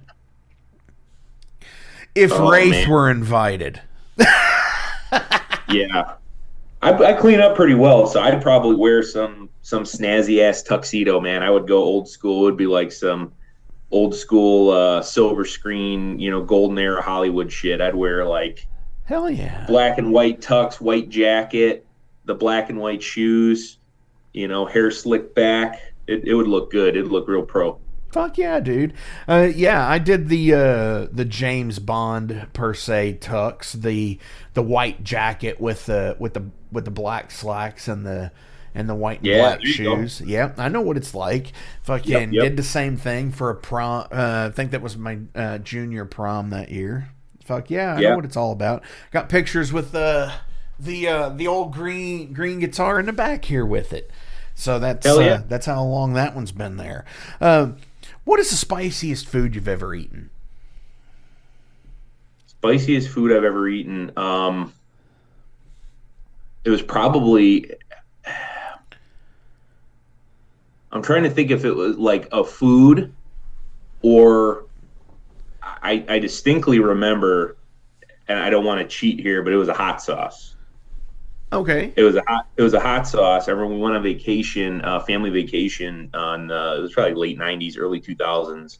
Went down to Florida, and we went to this shop that was all hot sauces, and it was like that was all they had. You go in there, and there was just like probably 5,000 different hot sauces. And my dad was like, "Hey, where's the hottest stuff? Like, what's the hottest section?" And this was before like the ghost pepper and like they had that. So this was like maybe if that was out, that was not like a readily available thing yet. So they took us back, and I just remember it was funny. There was like this back section, and it was like the special like little section. It almost reminded me like Raiders of the Lost Ark or something. Like they like pull back the curtain, and there's just these dusty bottles back there. And it was this hot sauce, and it was literally called the hottest fucking sauce. That was what the name of this stuff was. And he bought it because he thought it was funny. He's like, we got to bring that home, whatever. And he likes spicy shit, but like none of us knew. And I remember we got home, whatever, and he was egging me on. He's like, "Oh yeah, we got to try a little bit of the hot sauce or whatever." So I'm like, okay, yeah, let's try it, whatever, because I like spicy stuff too. So I just took like just a little bit of it, man, like maybe 2 drips or something on a spoon, and I just on the floor crying, like Like dump a gallon burn of the milk roof on of your me. mouth shit. It fucked me up. It knocked me out. I was on the floor. That shit was so hot. And he never tried it. He just had me try it. Oh, what a dirtbag. He saw it have me on the ground, and he was like, "No, I'm good." So there, that bottle sat, and I don't know if it's still at my mom's house anymore. It may still very well be there with cobwebs on it. But that shit now it could be even hotter. Yeah, I mean, if it like fermented or something. And hey, maybe you should try it now. You would probably like it. Yeah, I don't know, man. I don't know. It scarred me. I mean, it was like, what do they call it? A core memory, right? The core memory of me. Yeah, it's like when you smell cookies and you remind you of grandma. Yeah, I don't know if I necessarily want to go give it a try now. That's one of those things I've been trying to repress for the last 30 years, So. Yeah. Yes. Fuck that hot sauce, man. That was some nasty shit. I couldn't even tell you it tasted good because all I know is it just was like 5-alarm, no shit, dude. Dude, this has been awesome. Thank you for coming on the Moto Forge this week. As always, links are listed below, so please give a like, a share, and a follow. Go buy merch, support in any way you can. Go see shows, go kick ass, take names, do what it is that you do so fucking well. Dude, do you have any shout-outs or anything else you want to promote today? No, man. Once again, I really appreciate the opportunity. Thanks for having me on and chatting. It was a total blast. I would just say to everybody listening, keep your ears out. Definitely lots of activity with both of my bands this year. We're on the cusp of a lot of cool information and a lot of cool announcements for both Idle Throne and Wraith. So, by all means, I'd love to be back in some capacity with Wraith. We can kind of talk about the new record and stuff. Of course. And, it's between just shows and having new music out pretty soon here, sometime this year. I'm stoked, man. It's going to be a great year. It's great to stay so busy with it, and I think the response to all the previous stuff has been amazing. So I'm really excited to get it out and kind of hear what people think of the new tunes. Fuck yeah, man. Absolutely. So, final question of the day for Mr. Jason Schultz. Would you agree to help colonize a planet if it meant that you could not come back to Earth?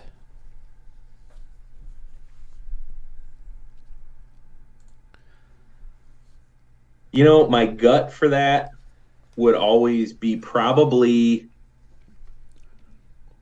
It's just like we were talking about, right, earlier, like the switch flip. We're talking about the switch flip in metal and like getting into music and shit like that. Sure. That would be one of those moments in your life where you'd have to flip a switch and be comfortable with whatever the outcome is. So my gut would be like, yeah, you wouldn't want to leave your family behind, or like, you wouldn't have your bands, your music, your stuff. But how could you turn that down to be part of something, literally history, future of the species? Like, that's Sure. some monumental shit. No, So absolutely. I think if you had that opportunity and that was thrown my way, like, I'd be a lot of thinking about it. But I don't know, man. Probably would. Yeah, I get think it. that's the thing. I always like joke around, like, with where we're at in the current timeline of the world and everything. It's like we're too late to explore the countries and the seas and climb the mountains and do all that shit, but we're too early to go explore space and do all Sure. that sort of stuff if we ever even make it that far as a species. So if I had the opportunity to like go see something like that, fucking let's go for the ride, man. Saddle up the horses. Let's do it. Well, yeah, I mean, in the grand scheme of things, it's, if you've ever flown before, I mean, you're just going higher. Higher and faster. Well, But yeah. if you're cool with that. Yeah, higher and faster. But yeah, for sure, I would totally do it as well. Just because I'm not saying that, obviously the tech is not the same, but being a fan of, like, Star Trek and Star Wars and shit like that, and that's science fucking fiction, but still, it's part of it. And who knows, if you were to colonize another fucking planet, and yeah, There could be fucking giant fucking like beholder looking fucking things there, or fucking, you know, fucking displacer beasts or some fucking weird shit that we fucking only dreamed of here. Yeah, exactly. You know? Yeah, I feel like if you had that opportunity, it'd be really hard to turn it down, you know, because then you'd always be wondering, like, well, what if? What are those, you know, all those, the crew that's out there exploring exploring space and colonizing planets, what are they doing? I'm sitting here eating my TV dinner and yeah, for sure. in the cornfield, you know. So. Yeah, absolutely. Dude, thank you so fucking much, Jason. This has been an awesome conversation. I have had a great time. Yeah, me too, man. Thanks. Fuck yeah. On our way out today from Idle Throne, what do you want to play? What do I want to play? Yeah. And what am I choosing? Any song? Any song from Idle Throne. What do you want to throw out there? Any song. All right, let's play one of my personal favorites as far as what's already released, because I think my actual favorite is probably on the new record. Which you'll hear but we can't have that yet. Raven's Blade. Awesome. Raven's Blade. That's a real special song to me, and I always love playing that one live. The story behind it's really cool. So yeah, man, Raven's Blade's a good one. Fuck yeah, here it is. Raven's Blade. Yeah.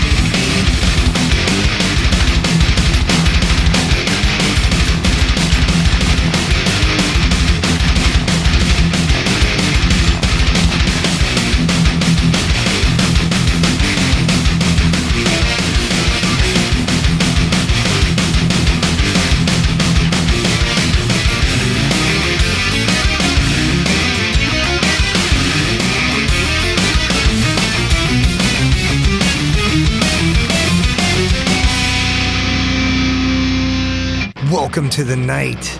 You think you know Night Demon? Then the Night Demon Heavy Metal Podcast is for you. Step into the darkness as we peel back the curtain to give you an unprecedented, all-access look into the mind and the heart of the demon.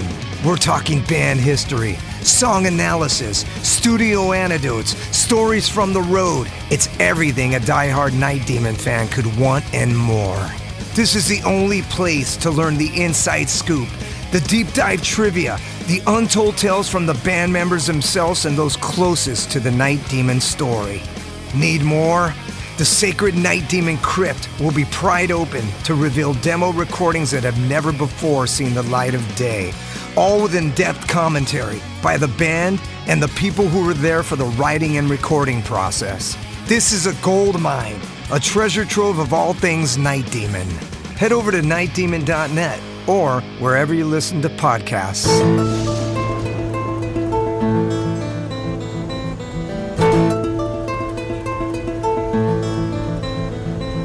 Since 2013, there has been a calling from the underground, from the graves of all those unholy, and they decided to make a zine to talk about all of this. Soul Grinder Zine! An independent metal zine to keep you informed on all things metal and horror from the underground. Available in both print and digital formats, they're bringing you the best interviews and reviews out there today. Not only do they do the zine, but they also do compilation CDs. Check them out at facebook.com/soulgrinder.zine and start your subscription now.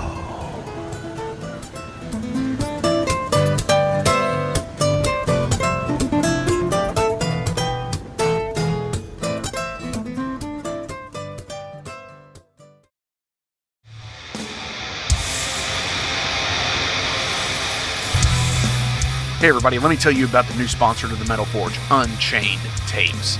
They're an independent Pennsylvania tape label. They focus on extreme metal and punk with a killer approach to the tape scene. Visit their web store at unchainedtapes.bigcartel.com now to get your fill of tapes. And for being a Metal Forge listener, enter the code METALFORGE10 at checkout to get a 10% discount on your total purchase. That's unchainedtapes.bigcartel.com.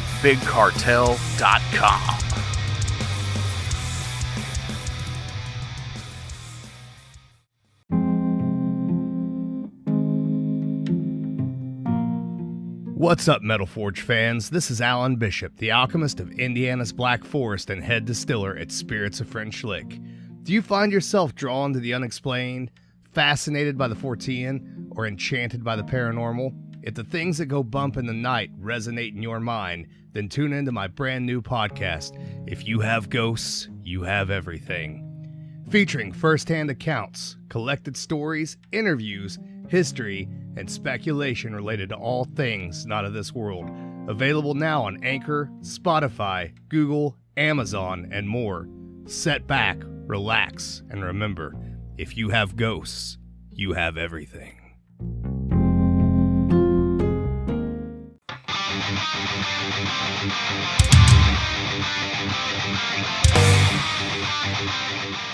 Hey, let me tell you guys about Mercenary Press. They're an independent London label and distributor of all things metal. Mercenary Press delivers the goods from their own independent zine. Trust me, you're going to want to get in on that. To distributing various bands from all over the world, including Cramp from Spain and Sadistic Force from Texas. Visit mercenarypress.bigcartel.com to find out what all they have in stock and what you can order. And for Metal Forge listeners, enter code METALFORGE10 to receive a discount on your total purchase at mercenarypress.bigcartel.com. Check it out now.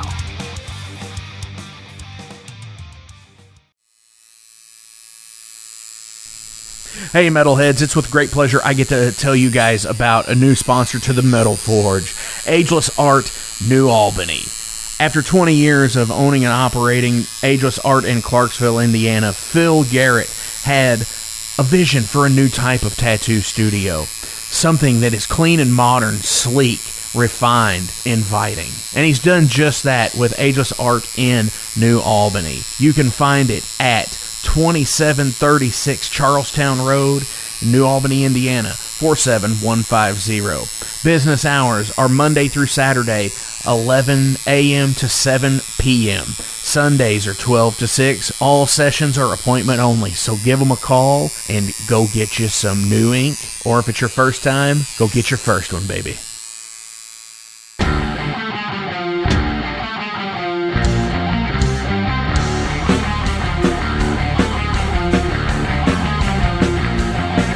Maxwell's House of Music in Jeffersonville, Indiana is the premier 12,500 square foot music superstore that has served both southern Indiana and Louisville, Kentucky metro area for over 4 decades.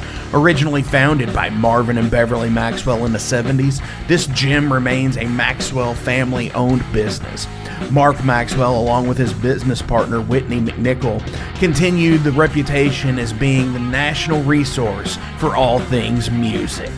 In 2022, the iconic Guitar Emporium of Louisville relocated to Maxwell's Music, creating the largest independently owned showroom in the region. The retail offerings at Maxwell's Music includes a huge selection of guitars, basses, amplifiers, effects pedals, modeling amps, keyboards, drums, banjos, mandolins, ukuleles, sound systems, stage lighting equipment, and accessories. The music education program at Maxwell's is second to none. From private instrument and voice lessons to DJ, EDM, recording, songwriting, and music theory, to rock school, weekend warriors, and Maxwell's Music Lab, there is something for every age and every ability level.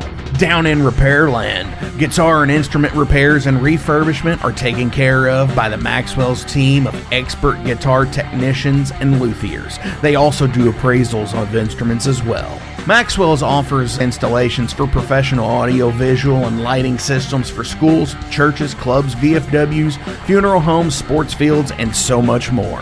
There's also rentable space at Maxwell's, from the music practice and rehearsal rooms for the individuals and bands, all the way to a meeting space and concert venue that seats up to 120. That also includes a professional audio, visual, and lighting system and a sound booth. Maxwell's has it all. All this plus original functioning 1947 recording booth to make your own record. Go to the Guitar Hero throne, to the very own Elvis statue, and don't forget the Harmony Green Pocket Park. There's a reason the Maxwell's House of Music in Jeffersonville, Indiana has been recognized by the National Association of Music Merchants as a #1 award-winning best store design, as well as top 100 music store year after year. You gotta see it to believe it. Maxwell's House of Music in Jeffersonville, Indiana.